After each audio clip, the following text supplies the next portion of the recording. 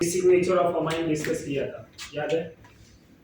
तो basic nature of amine में एक रफ आइडिया दे देता हूं। Basic nature of amine. So basic nature of amine अगर हम बात करें तो केबी वैल्यू की बात करेंगे। केबी इन एक्वस फेज किसका ज्यादा था? Remember 2 degree amine, 3 degree amine, 1 degree amine, right everyone? यही पढ़ा था ना। और अगर अमोनिया से भी कंपेयर करें तो उसके बाद अमोनिया आएगा। अमोनिया वीक होता है कंपेयर टू एलिफैटिक अमाइन। अब इसके बाद यहाँ पे पॉइंट याद रखना है, if R not equal to and K B 2 degree amine, 1 degree amine, 3 degree amine, if K B क्या होगा? के बी इक्वल टू CH3, यही पढ़ा था। एक दो एग्जांपल भी लिए थे। Sorry, R equal to CH3, if R equal to CH, तो KB की वैल्यू क्या हो जाएगा? 2 डिग्री, 1 डिग्री, 3 डिग्री। बहुत सारे एग्जांपल हमने डिस्कस किया था। यहाँ पे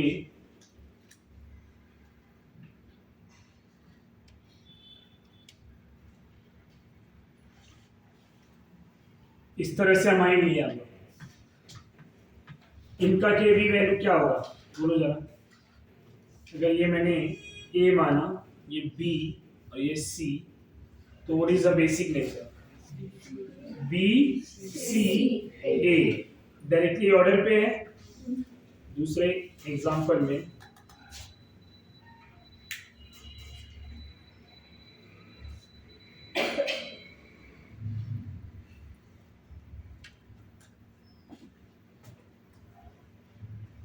यहाँ पे क्या होगा? KB ऑर्डर क्या है? 2 डिग्री, 3 डिग्री, 1 डिग्री, तो क्या होगा? B A C। ये ऑर्डर समझ में आ रहा है? तीसरे एग्जांपल की बात करें अगर,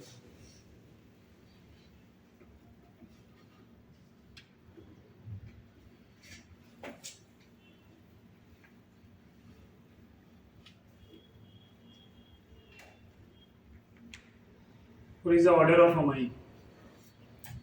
क्या होगा बेसिक नेचर? बेसिक नेचर का ऑर्डर क्या होगा? एनीवन? वही 2 डिग्री, 3 डिग्री, 1 डिग्री, तो क्या होगा? B A C, KB value, right? Another example की बात करूं मैं,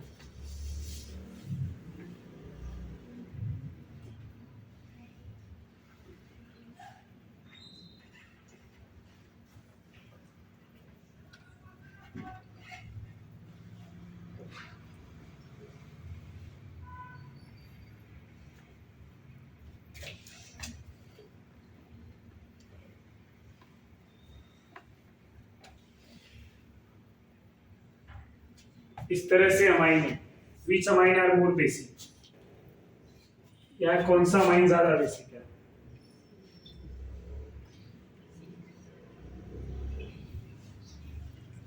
सॉल्व करेंगे आप लोग तो मुझे बताएंगे विच अमाइन आर मोर बेसिक।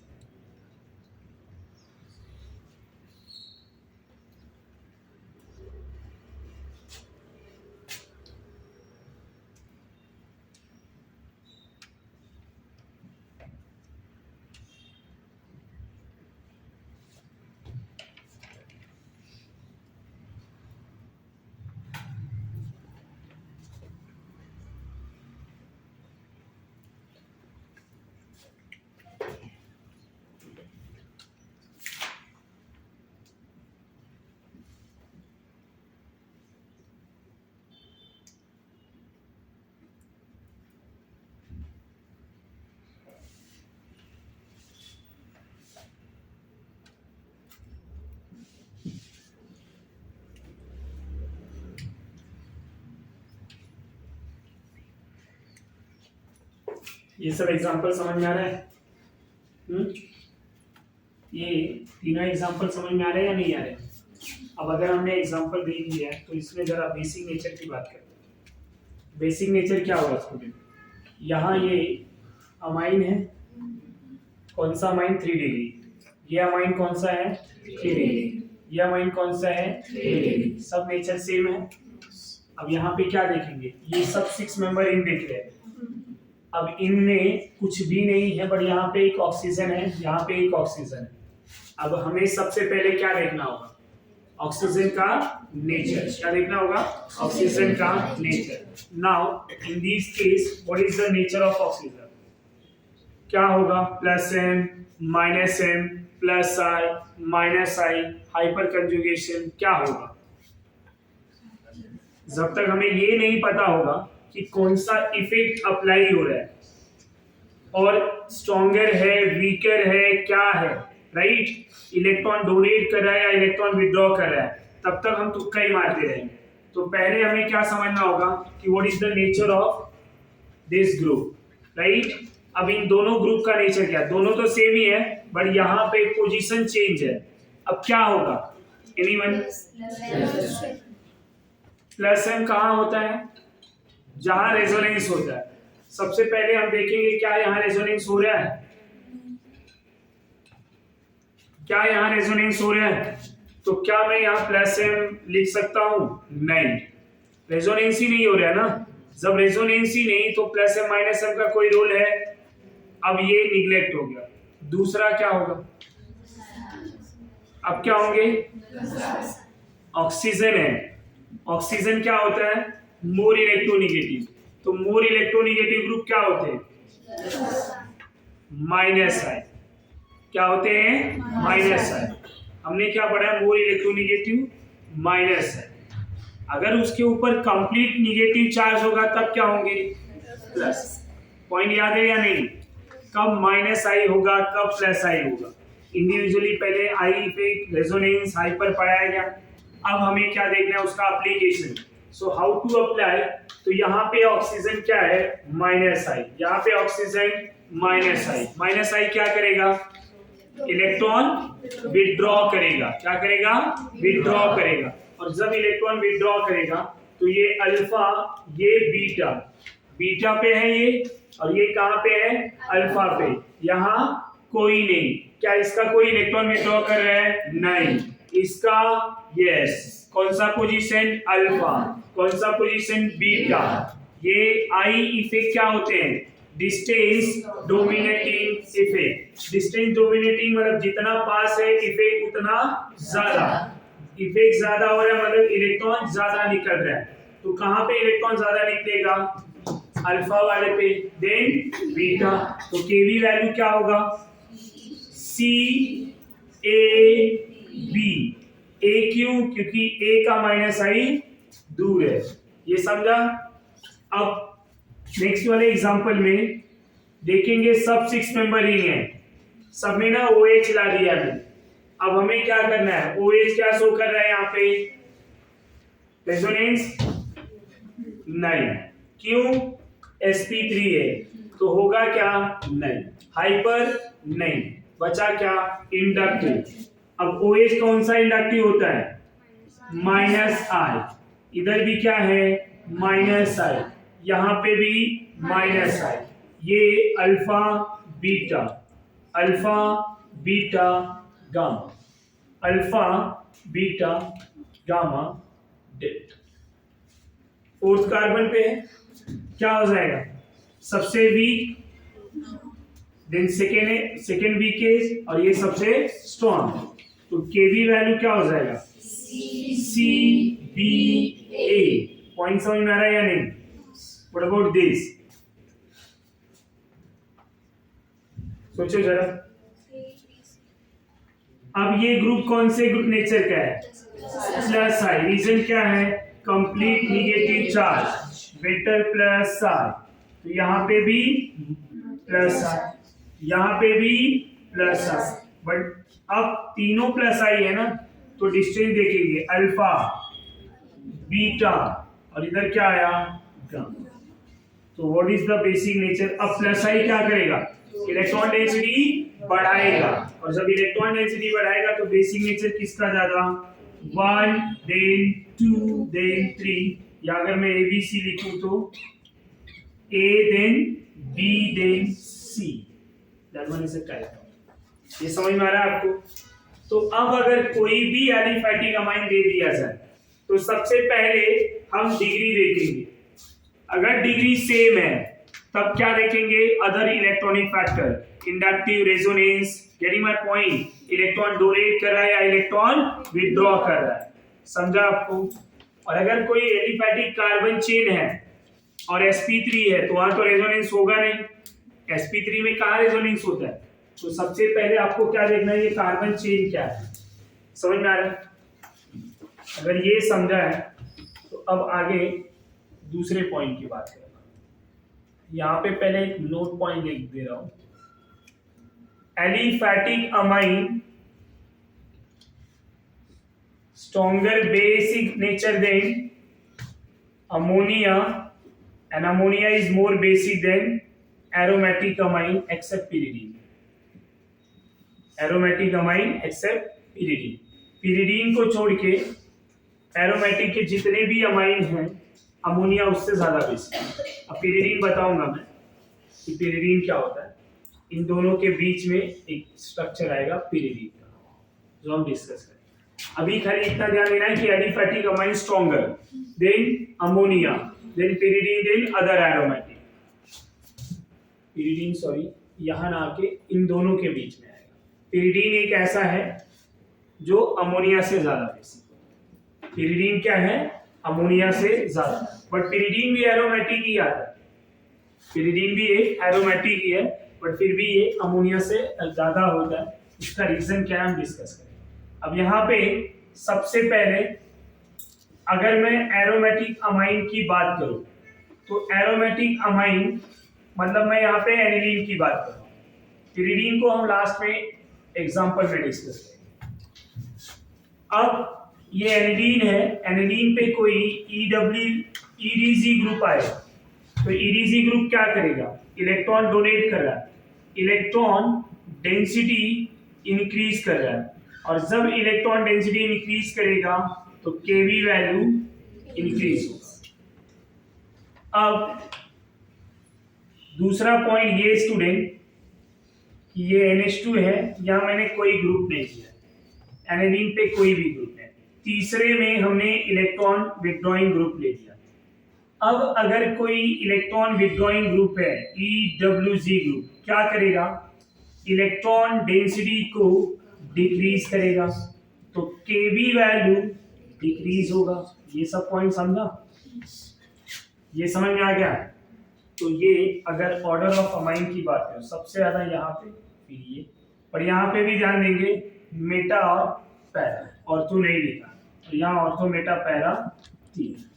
अब ऐसा क्यों है? वही पुराना रूल कि अगर ऑर्थो पे कोई ग्रुप आएगा, ये एनिलीन है, ऑर्थो पे मैं कोई ग्रुप ले लूं तो यहाँ SIR डेवलप होंगे यानी इलेक्ट्रॉनिक फैक्टर, जिसकी वजह से क्या होता था? इलेक्ट्रॉन डेंसिटी कम, तो इलेक्ट्रॉन डेंसिटी कम हुआ मतलब बेसिक ज्यादा होगा या कम होगा? कम। इलेक्ट्रॉन डेंसिटी का कम होना, बेसिक नेचर का कम होना। अब यहाँ पे ये एनिलीन है, यानी माय पॉइंट, ये एनिलीन है और ये ऑर्थो सब्स्टिट्यूटेड एनिलीन है। तो एक पॉइंट याद रखेंगे, ortho substituted aniline are less basic. ये लेस बेसिक है, या ऑर्थो आया क्या? नहीं, ortho substituted aniline less basic than aniline. ये लेस बेसिक होगा और एनिलीन स्ट्रॉन्ग बेसिक होगा ड्यू टू ऑर्थो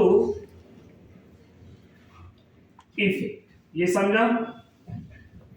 अब ऑर्थो इफेक्ट क्या होता है? SIR steric inhibition of resonance, steric inhibition of resonance. ये पॉइंट समझ में आ रहा है कि why ortho substituted aniline are less basic, और यही इसका जस्ट अपोजिट कार्बोक्सिलिक एसिड पढ़ा था एरोमेटिक का। बेंजोइक एसिड में क्या हो रहा था? एसिडिक नेचर बढ़ रहा था। क्यों? क्योंकि इलेक्ट्रॉन डेंसिटी कम हो रहा था, बेसिक नेचर कम हो रहा है। क्यों? इलेक्ट्रॉन डेंसिटी कम हो रहा है। तो कॉन्सेप्ट वही है। कॉन्सेप्ट क्या है? इलेक्ट्रॉन डेंसिटी का कम होना। अब इलेक्ट्रॉन डेंसिटी कम होगा तो एसिडिक नेचर बढ़ेगा और बेसिक नेचर, ये पॉइंट समझ में आ रहा है। तो ऑर्थो इफेक्ट की वजह से कॉन्सेप्ट वही है, बट एसिडिक नेचर का कॉन्सेप्ट ही अलग था कि इलेक्ट्रॉन जितना कम एसिडिक नेचर उतना ज्यादा। और यहाँ कॉन्सेप्ट क्या है, इलेक्ट्रॉन जितना कम बेसिक नेचर उतना ही कम। समझा? तो इलेक्ट्रॉन जितना ज्यादा बेसिक नेचर उतना ज्यादा। अब यहाँ पे कुछ एग्जांपल ले रहे हैं स्टूडेंट। एग्जांपल में एनिलीन के रिंग पे मैं ऑर्थो मेटा पैरा पे अलग अलग ग्रुप अटैच करूंगा। सबसे पहले CH3 ऑर्थो मेटा पैरा पे लेके आया। अब अगर CH3 ऑर्थो मेटा पैरा पे आ रहा है तो मेरा काम क्या होगा कि पहले CH3 का नेचर जानना कि what is the role of CH3, क्या कर रहा है, इसके आने से मेरे बेसिक नेचर पे क्या इफेक्ट गिरेगा। समझ में आ रहा है आपको? और जब हमें ये समझ में आ गया कि CH3 का रोल क्या है और उसके आने से क्या होगा तो आपका आंसर इजीली जाएगा करेक्ट, और ये नहीं समझा तो आंसर जाएगा रॉन्ग। तो ये अब बताइए what is the nature of CH3। सबसे पहले क्या लिखूं अगर ऑर्थो पे है तो ऑर्थो लिखे, फिर क्या लिखेंगे, बोलिए CH3 कौन सा नेचर वाला ग्रुप है और हाइपर। इतनी बार पढ़ चुके हो ना कार्बोनिक एसिड के लिए, फेनॉल के लिए, एनिलीन के लिए, ये सब रट्टा हो जाना चाहिए, इतना एप्लीकेशन पढ़ लिया। यस और नो?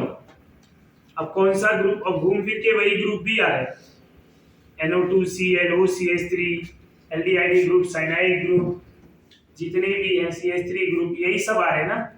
तो ये सब ग्रुप तो हमने पढ़ा ही है, इनका नेचर क्या होगा, बेंजीन पे अटैच होगा तो नेचर क्या होगा।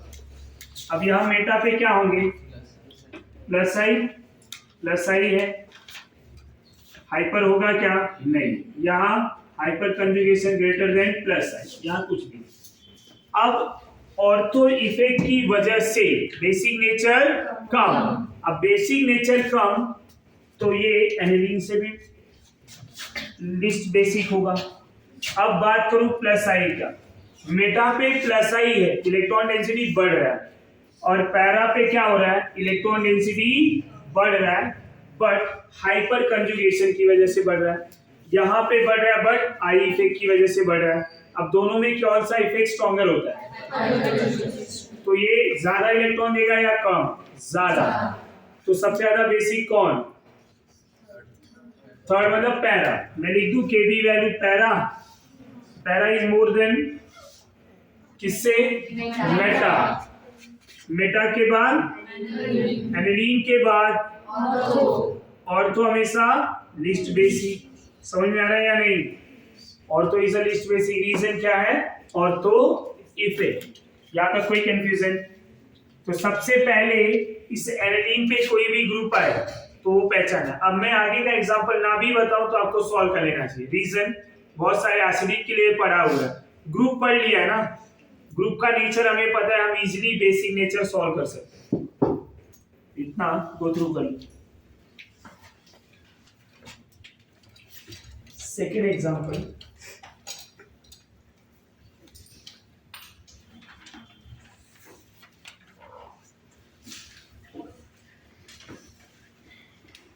क्लोरीन, और क्लोरीन ऑर्थो मेटा पैरा पे आएगा तो बेसिक नेचर पे क्या इफेक्ट होगा, अप्लाई कर पाएंगे, बोलिए जरा।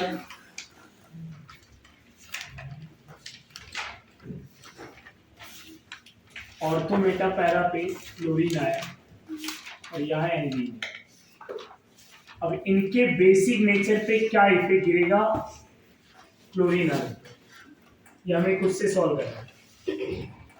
तीसरे एग्जांपल में मैं NO2 ले रहा हूं,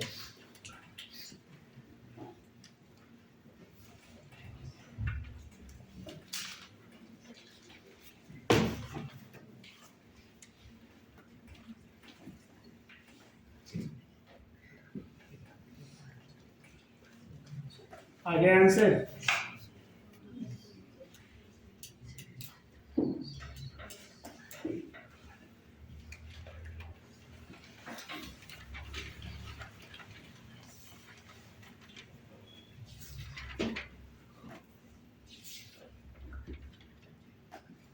तीन एग्जांपल ये। फोर्थ OCH3 ग्रुप ले सकते हैं, अदर ग्रुप ले सकते हैं। तो ग्रुप अगर ये दो सॉल्व कर लिए तो बाकी भी सॉल्व कर पाएंगे। मैं अभी इस टाइप का न लेके थोड़ा डिफरेंट टाइप के अलग अलग ग्रुप ले रहा हूँ, सेम पोजीशन।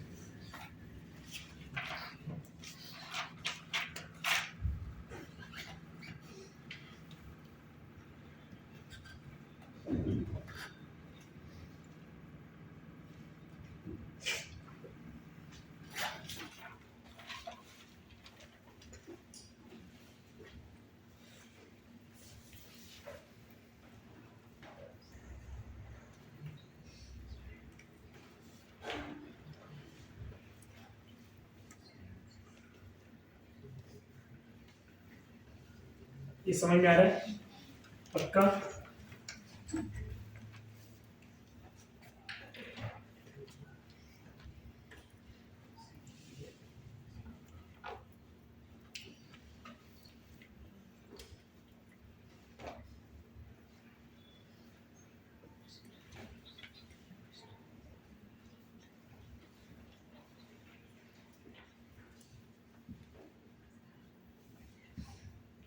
सॉल्व करो, हो गया या नहीं? आंसर आए या नहीं आए?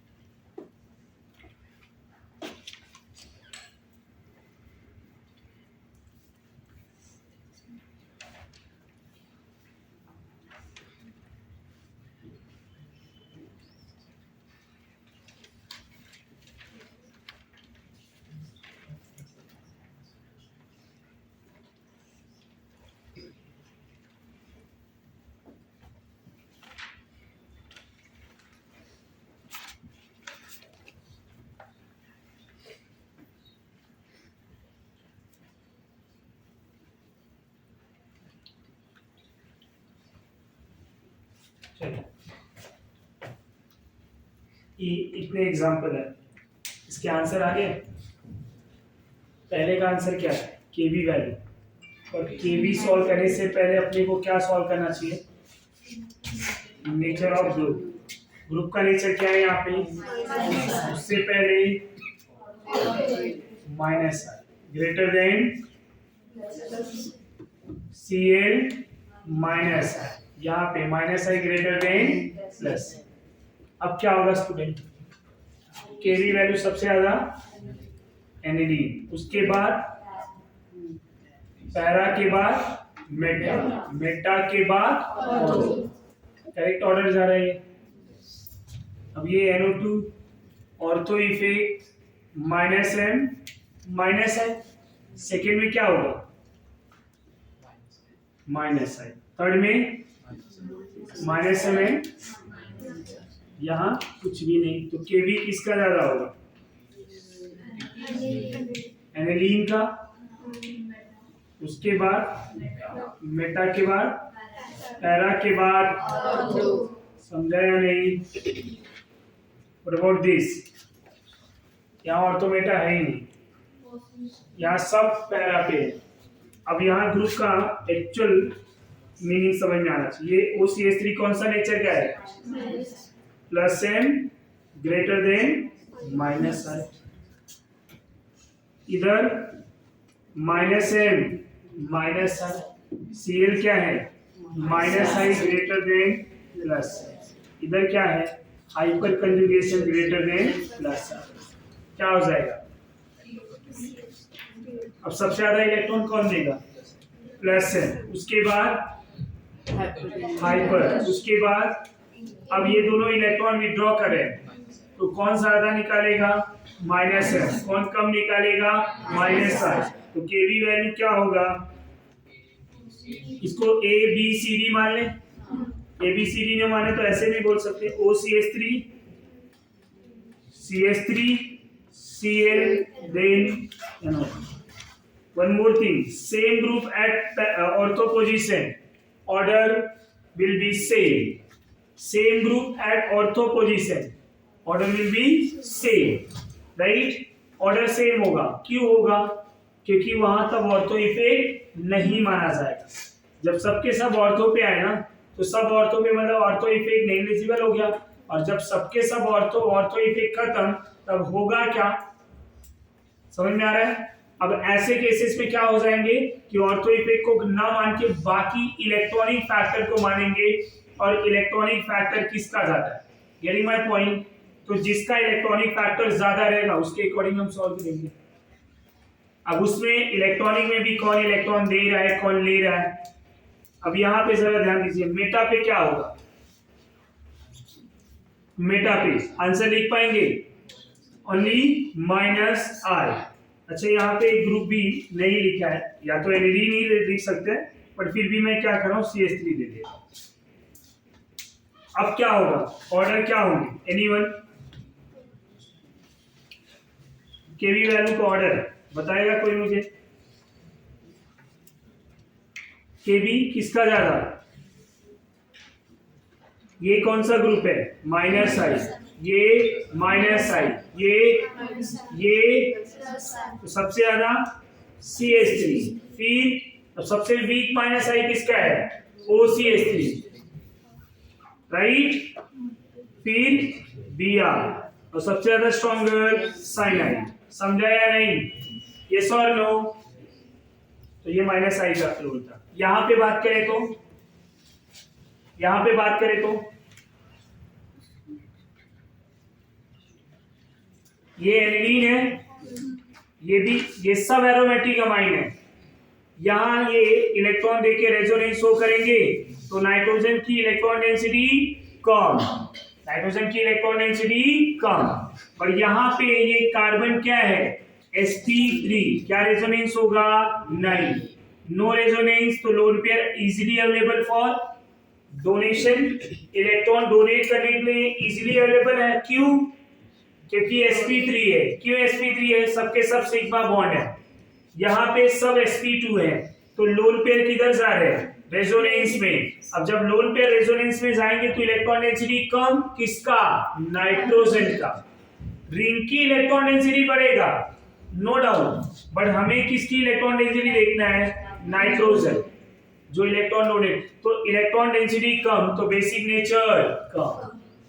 तो सबसे ज्यादा बेसिक कौन? D, as I told you, aliphatic amine are more basic. D के बाद अब ये दोनों में ये +I, यहाँ पे +I, यहाँ पे कोई I, ये समझा या नहीं? कोई confusion? This one is a more basic, ये समझा? कोई कंफ्यूजन?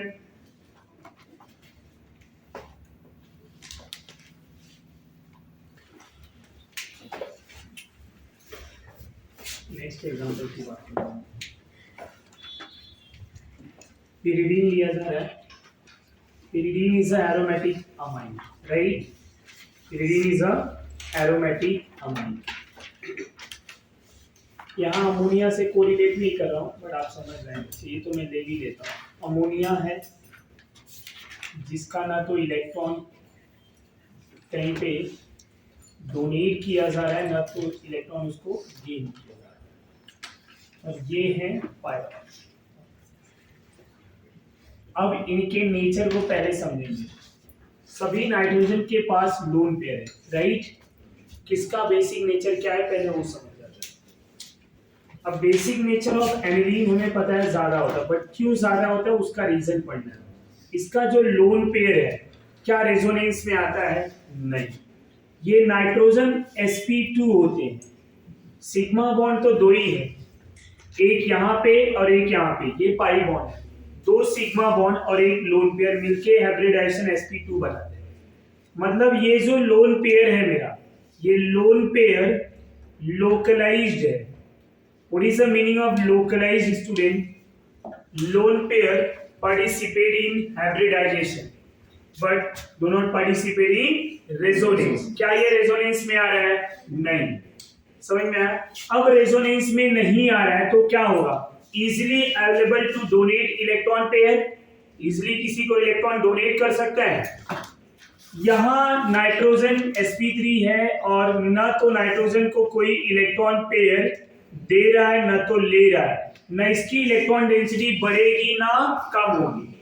यहां पे भी lone pair as it is है, इजीली इलेक्ट्रॉन डोनेट कर सकता है। अब इस एनिलीन के नाइट्रोजन के लोन पेयर की बात करें, क्या इसका इलेक्ट्रॉन पेयर इजीली डोनेट किया जा सकता है? तो आंसर आएगा नो। बट रीजन क्या होगा? क्योंकि लोन पेयर जो है इजीली रेजोनेंस में पार्टिसिपेट होते हैं और ये नाइट्रोजन sp2 है और इनका लोन पेयर जो है यहां लोकलाइज था, यहां हम लिखेंगे delocalise. What is the meaning of delocalise? Lone pair participating resonance, pi electron, यहां पे ये जो लोन पेयर है ये as a pi electron resonance में पार्टिसिपेट हो रहा है। और एक यहाँ पे पॉइंट मैं बात कर रहा हूं, ये जो कंपाउंड है ऑलरेडी एरोमेटिक है। अब ये इलेक्ट्रॉन पेयर दे या ना दे, ये रेजोनेंस में आए या ना आए, बट ये एरोमेटिक, राइट? ये जो लोन पेयर है, अगर मैं पायरॉल को एरोमेटिक मानूंगा तो pyrrole is aromatic no doubt, but pyrrole aromatic तभी होगा जब ये लोन पेयर जो है इसके पाई इलेक्ट्रॉन में आएंगे, तभी 6 पाई इलेक्ट्रॉन होंगे। Getting my point? और 6 पाई इलेक्ट्रॉन इज एरोमेटिक। तो ये जो लोन पेयर है कहां कहां पार्टिसिपेट हो रहा है? एरोमेटिसिटी में पार्टिसिपेट हो रहा है और रेजोनेंस में भी पार्टिसिपेट हो रहा है। यहां ये लोन पेयर खाली रेजोनेंस में आ रहा है, यहां जो लोन पेयर है ना, to maintain aromaticity of pyrrole, lone pair involve. Lone pair किस में इन्वॉल्व हो रहा है? उसकी एरोमेटिसिटी को मेंटेन करने के लिए। हम पाई इलेक्ट्रॉन काउंट करते हैं कैसे? 2 4 एंड ये lone pair 6 pi electron aromatic. Getting my point? ये एरोमेटिक है बिकॉज ऑफ ये लोन पेयर इन्वॉल्व हो रहा है। अब इसके एरोमेटिसिटी की बात करें, ऑलरेडी 6 पाई इलेक्ट्रॉन है, तो यहां पे जो इसका इलेक्ट्रॉन पेयर आया है ये रेजोनेंस भी शो कर रहा है। यहां पे मैं लिखूंगा डीलोकलाइज्ड इलेक्ट्रॉन पेयर। अब डीलोकलाइज्ड है and lone pair participate in aromaticity, lone pair participate in aromaticity.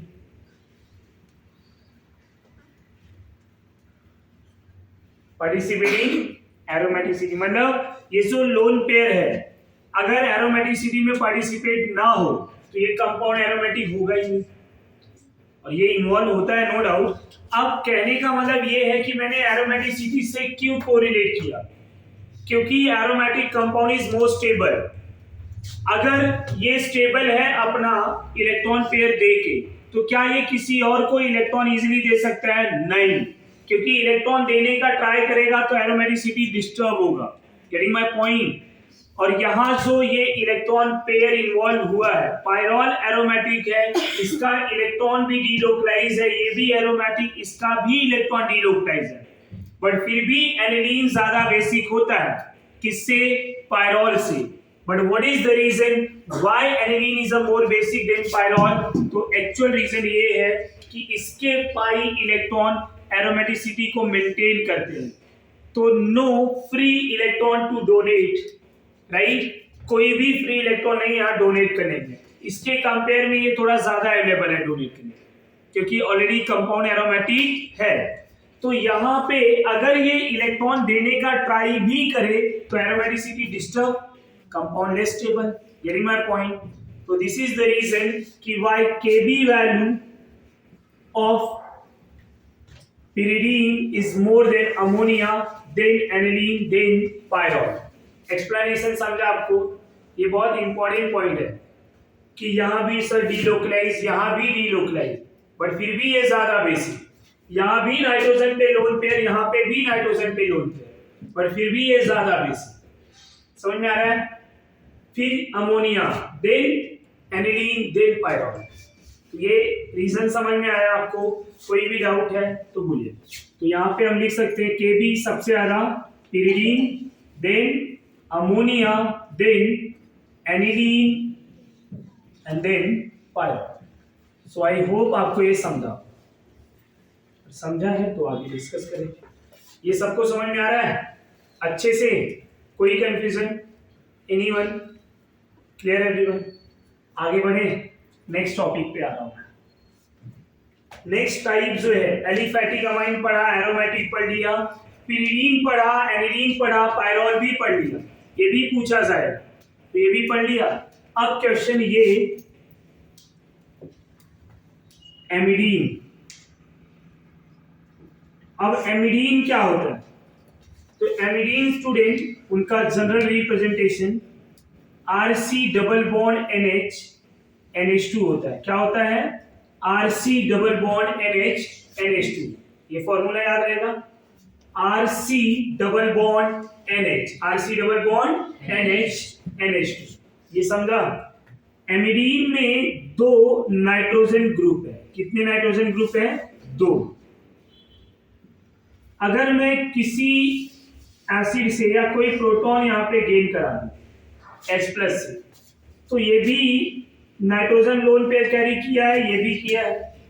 अब दोनों नाइट्रोजन में कौन सा वाला नाइट्रोजन H+ को गेन करेगा? क्वेश्चन पूछा जाएगा, which nitrogen accept H+ ion easily, कौन इजीली H+ गेन करेगा? अब हम तो तुक्का मारेंगे क्योंकि हमें कॉन्सेप्ट नहीं पता है, राइट? कॉन्सेप्ट भी स्टार्टिंग ऑफ द लेक्चर पढ़ा है बेसिक नेचर के टाइम। स्टेबिलिटी कब ज्यादा बेसिक होगा? एनायन की स्टेबिलिटी बताएं और कैटायन की भी स्टेबिलिटी बताएं। रिमेंबर, जब H+ लिया आएगा तो क्या होगा? कैटायन बनेगा। और कैटायन क्या होना चाहिए? अनस्टेबल या stable? Stable. Anion unstable for base और cation stable for base. Cation जितना ज्यादा स्टेबल उतना ज्यादा बेसिक नेचर, और एनायन जितना ज्यादा अनस्टेबल उतना ज्यादा। ये दोनों पॉइंट पढ़ा है या नहीं स्टार्टिंग में? अब H+ ले रहे हैं तो यहाँ पे ये न्यूट्रल है, क्या बनेगा? कैटायन बनेगा। यस और नो? थोड़ा कोरिलेट हो रहा है या नहीं हो रहा है? राइट। अब H+, अब सवाल ये मैंने पूछा कि कौन से वाले H पे जाएगा, कौन से वाले नाइट्रोजन पे H जाएगा। तो आपको क्या करना चाहिए? सिंपल लॉजिक, दोनों पे H अटैच करा देना चाहिए, और कराने के बाद आप उनको देखो, दोनों स्ट्रक्चर को कुछ आइडिया मिल रहा है, कुछ हिंट मिल रहा है कि अगर इस पे हो रहा है तो क्यों हो रहा है, या इस पे हो रहा है तो क्यों हो रहा है। और मैं भी वही करूंगा, पहले मैं एट X पे एट Y पे लेके जा रहा हूं, RC डबल बॉन्ड NH, और यहां आ जाएगा NH3+, यानी माय पॉइंट। और अगर मैं स्टूडेंट एट X लेके आ जाऊं तब क्या हो, ये बताएगा। RC डबल बॉन्ड NH2 यहां प्लस, यस और नो, और इधर क्या हो गया? NH2। कोई डाउट है तो बोलिए। ये समझ में आया सबको? जब X पे आया, X ये पोजीशन है X और Y, जब X पे H+ आया तो ऐसा स्ट्रक्चर बनेगा, Y पे आया तो ऐसा बनेगा। अब दोनों कैटायन में कौन सा वाला कैटायन ज्यादा स्टेबल है? और जो ज्यादा स्टेबल है वही वाला रिएक्शन पॉसिबल हो। अब सवाल ये है, दोनों तो नाइट्रोजन पे ही है, तो स्टेबिलिटी कैसे चेक करें, राइट? अभी भी ये कुछ ना कुछ क्लू दे रहा है आपको, पर आप क्लिक नहीं कर पा रहे हो। क्या क्लू दे रहा है? कि जब मैं इसको यहां लेके आऊंगा तो ये ऐसा आया ना, तो यहां क्यों नहीं? क्योंकि ये वाला नाइट्रोजन अब sp3 कैसे? क्योंकि सबके सब सिग्मा बॉन्ड है, all 4 are sigma bond and 4 sigma bond is sp3। पढ़ा है या नहीं? यस और नो? तो अब ये sp3 पे रेजोनेंस होगा, इधर भी sp3, r is any sp3, तो यहां तो रेजोनेंस पॉसिबल नहीं है। लिख दूं मैं नो RS। अब इनका स्ट्रक्चर कैसा हो जाएगा?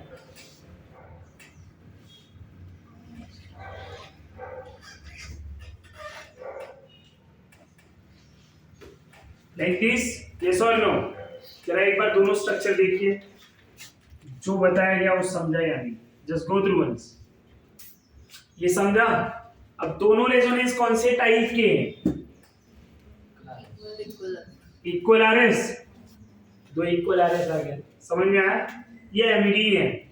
अब मैं आपको अमाइन का, एलिफैटिक अमाइन का कोई भी अमाइन दे दूं और आपके सामने एमिडीन दे दूं, एमिडीन और अमाइन का ऑर्डर आपके नीड में आ चुका है। एमिडीन और अमाइन का ऑर्डर आपके नीड में आया हुआ है 2016 के रेंज में, 16-17 में आया हुआ है। सब आप पीवाई सॉल्व करते रहेंगे तो कहीं ना कहीं मिल जाएगा, डोंट वरी, मिलेगा ये। तो अगर मैं बात करूं स्टूडेंट कि यहाँ पे विच one is a more basic, तो आप क्या बोलेंगे कि एलिफैटिक अमाइन मैंने कोई दिया, राइट? एलिफैटिक अमाइन, एरोमेटिक तो भूल ही जाओ, एरोमेटिक तो एलिफैटिक से भी कम है। एलिफैटिक अमाइन ले लूं और एमिडीन ले लूं, दोनों में कौन ज्यादा बेसिक होगा? एलिफैटिक अमाइन नहीं, क्या होंगे? एमिडीन। बट क्यों? और एलिफैटिक क्यों नहीं? Why not aliphatic? क्यों डोनेट करेगा? जो दो नाइट्रोजन है, ध्यान देंगे। अगर मैं कोई अमाइन लेता हूं, चाहे 1 डिग्री या 2 डिग्री, जब ये H+ लेगा RNH3+ बनेगा। जब भी क्वेश्चन पूछा जाए आप उसी क्वेश्चंस को ना आंसर में बदलते हो, ये होगा ये होगा, आंसर ढूंढना चाहते, कॉन्सेप्ट ढूंढते नहीं हो। मैं हमेशा बोला है कि क्वेश्चन कैसे सॉल्व करना है। मैंने पूछा ना कौन ज्यादा बेसिक होगा या कौन ज्यादा स्टेबल होगा, क्या करना है? रिएक्शन ही करा दो। कराने के बाद जब आप आगे बढ़ोगे ना तो आपको हिंट मिलेगा। कराने से पहले अगर आप यहाँ पे एक्स और वाई पे रिएक्शन ना कराएं, आपको हिंट मिलेगा क्या? नहीं मिलेगा। तो सबसे पहले क्या कराने का? रिएक्शन करा देंगे। रिएक्शन कराने के बाद आपको नो डाउट आइडिया मिलेगा कि ये तो sp3, यहाँ रेजोनेंस नहीं हो सकता, यहाँ हो रहा है तो ये ज्यादा स्टेबल और ये कम स्टेबल। Getting my point? अब यहाँ पे जब ये NH3 बना स्टूडेंट, अब यहाँ भी रेजोनेंस होंगे क्या? नहीं, नो RS, और ये ग्रुप खाली क्या शो करेगा? Plus I। यहाँ क्या था? रेजोनेंस। यहाँ क्या है? Plus I। अब चाहे 1 डिग्री हो या 2 डिग्री हो, होंगे तो प्लस I, मतलब रेजोनेंस से वीकर। तो which one is a stronger? Base, amidine. समझा या नहीं? एलिफैटिक अमाइन के कंपेयर में amidine is the strongest base. Reason इनके कैटायन क्या हो रहे हैं? दो इक्वल आरएस से स्टेबल हो रहे हैं। समझ में आया आपको? और इक्वल आरएस जो है ज्यादा प्रेफरेबल होता है। तो ये तो था एमिडीन। अब एमिडीन के बाद एक दूसरा मॉलिक्यूल ले रहा हूं मैं, ग्वेनिडीन। नाम तो सुना ही होगा, बायोमोलिक्यूल। हाँ, ना तो बोल नहीं सकते, मैं बुला दूंगा मैं। चलो फॉर्मूला बताओ।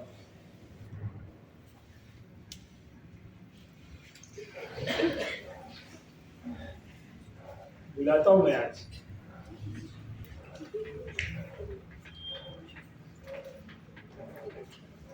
NH2C double bond NH, NH2, यही होता है ग्वेनिडीन, राइट? ये ध्यान में रखेंगे। अब ये और ये दोनों सेम ही दिख रहे हैं। जब मैं यहाँ पे NH2C double bond NH, NH2, अगर एक ट्रिक समझ में आया, अगर ये संगा रहेगा तो यहाँ मेरा एक्सप्लेनेशन की जरूरत नहीं है। ये नहीं समझा तो इससे भी एक्सप्लेन करना पड़ेगा, इसलिए समझना इंपॉर्टेंट होता है। एक चीज समझ गए तो बाकी आसान होता है। H+ अगर मैं लाऊं, चलो ABC लिख देते हैं, ABC। H+ कहाँ अटैक करेगा? कहाँ पे इजीली अटैक करेगा?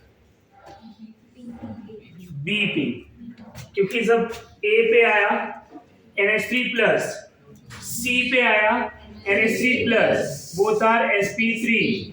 यस और नो? कराने की जरूरत नहीं, डायरेक्टली मैं स्टेबल वाला बना दूं। यस और नो?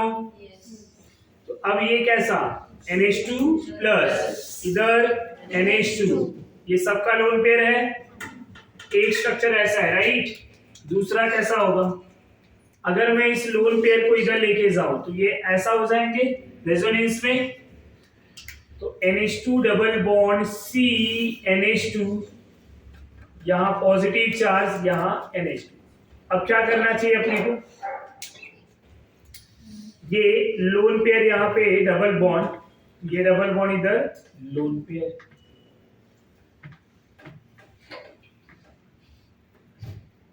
जितने भी NH2 ग्रुप हैं सबके सब सेम नेचर वाले हैं। अब यहां कितने रेजोनेंस हो रहे हैं, 3 इक्वल RS, 3 इक्वल RS, ये समझा। अब 3 इक्वल RS हो रहे हैं, इधर कितने हो रहे थे, 2, इधर कितने, 3। अब एमिडीन ज्यादा बेसिक है या ग्वानिडीन, समझ में आ रहा है।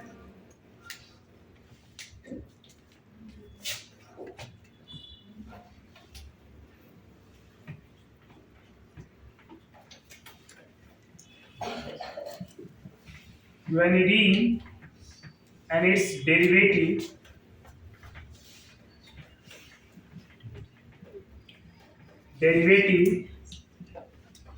strongest nitrogenous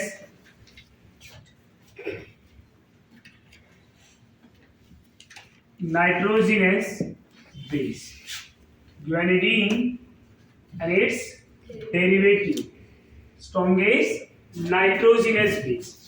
मैं यहाँ अल्कली बेस की बात नहीं कर रहा हूँ, NaOH के बेस नो डाउट हो, इनसे ज्यादा स्ट्रॉन्गर बेस होंगे, बट नाइट्रोजन के जितने भी कंपाउंड बेसिक नेचर वाले हैं, नाइट्रोजिनस बेस जितने भी हैं, उनमें ये सबसे ज्यादा बेसिक होगा, यस और no.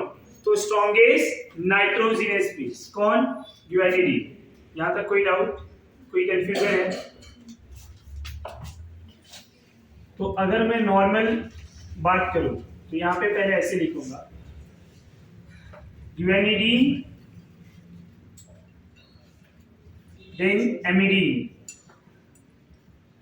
Then 2 degree 3 degree 1 degree. अच्छा, यहाँ कंडीशन अप्लाई है क्या, 1 और 3 भी आगे पीछे हो सकते हैं, समझ में आ रहा है। Then pyridine, ammonia, aniline, aniline में भी कंडीशन अप्लाई है, कौन सा वाला, EDC EWC, समझ में आ रहा है।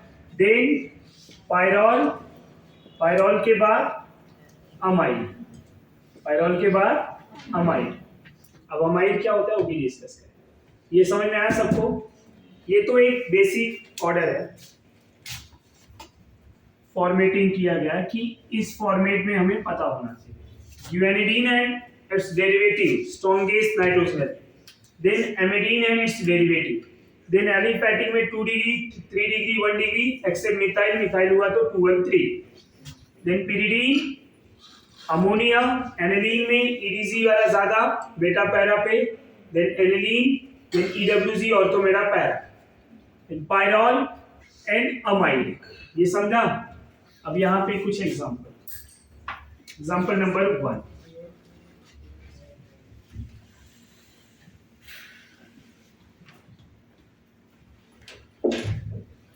अब सबसे पहले तो हमें टाइप समझ में आना चाहिए, कौन कौन से टाइप का मॉलिक्यूल है, राइट। और जब टाइप समझ गया तो आप इजीली एग्जांपल समझ सकते हैं।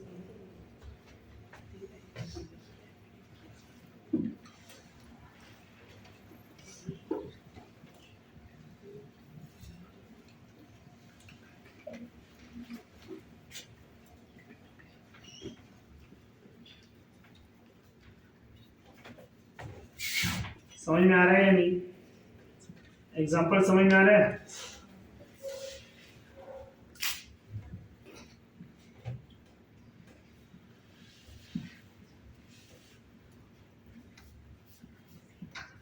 ये एग्जांपल जो मैं लिख रहा हूं वो समझ में आ रहा है या नहीं।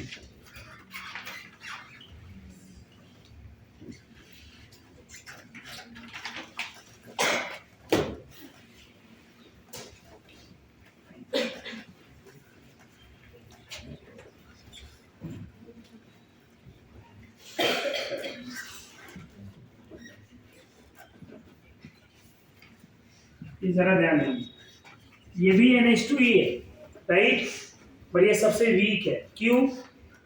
क्योंकि ये NH2 का लोन पेयर कैसा जाएगा, ये ना माइनस M ग्रुप है, C डबल बॉन्ड हो माइनस M ग्रुप है और डायरेक्टली नाइट्रोजन पे अटैच है, तो इसके इलेक्ट्रॉन पेयर को क्या करेगा, विड्रॉ करेगा, तो सबसे वीक बेस होगा। अब ये जो एग्जांपल है पहला क्या है, ग्वेनिडीन, amidine, 2 degree, 1 degree, 3 degree, इरिडीन, ammonia, ये सब क्यों ऐसा 213 क्यों लिया, because R is methyl, R is methyl, ध्यान में रखेंगे। दूसरा एग्जांपल,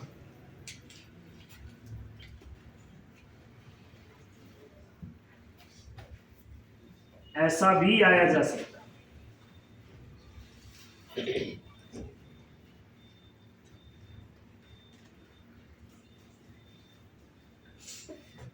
ऐसा कुछ आ गया तो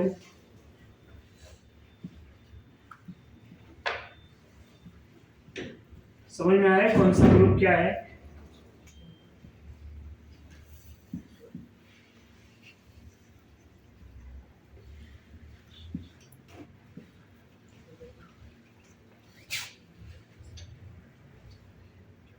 अच्छा, ये ऑर्डर तो सेम ही होगा, यहां से लेके यहां तक ऑर्डर सेम ही रहने वाला है, जब तक कि मैं कोई ग्रुप ना अटैच करूं। ग्रुप मतलब इधर OCH3 है, NH2 है, CH3 है, NH2 है, यहाँ एनिलीन है, तो ऑर्डर तो वही है, राइट, खाली क्या किया है, यहाँ कोई ग्रुप ले लिया है, आयोडीन है,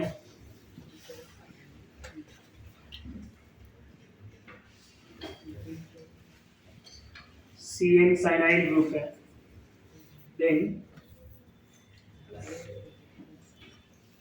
पायरॉल है, देन बेंजामाइड है, बेंजामाइड तो ऑलरेडी बनाया हुआ है।